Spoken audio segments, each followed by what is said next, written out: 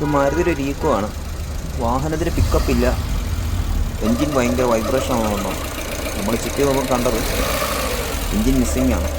ആ pressure kilometre 1 ഒക്കെ കിടക്കും.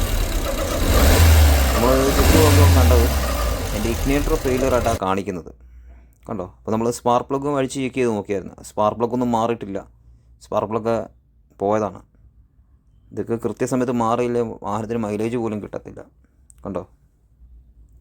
പഴയ സ്പാർക്ക് പ്ലഗാണ് ഈ കാണുന്ന ഇഗ്നേറ്റർ. ഇതിന് 2200 രൂപ വിലയാണ്. അതിനുശേഷം നമ്മൾ പുതിയ ഇഗ്നേറ്റർ ഫിറ്റ് ചെയ്തു. പിന്നെ വാഹനം ഓടിച്ചു നോക്കുമ്പോൾ കംപ്ലയിൻസും കാര്യങ്ങളുണ്ട്. കംപ്ലയിൻസ് എല്ലാം മാറി. പീരിയോഡിക്കായിട്ട് പ്രോപ്പർ സർവീസ് ചെയ്യുകയാണെങ്കിൽ ഇങ്ങനത്തെ കംപ്ലയിൻസ് ഒക്കെ കഴിയുന്ന ഒഴിവാക്കാം. അല്ലെങ്കിൽ വാഹനത്തിന് ഒത്തിരി കംപ്ലയിൻസും കാര്യങ്ങളും കൂടി വരും. എല്ലാവരും ഒന്ന് ശ്രദ്ധിക്കുക.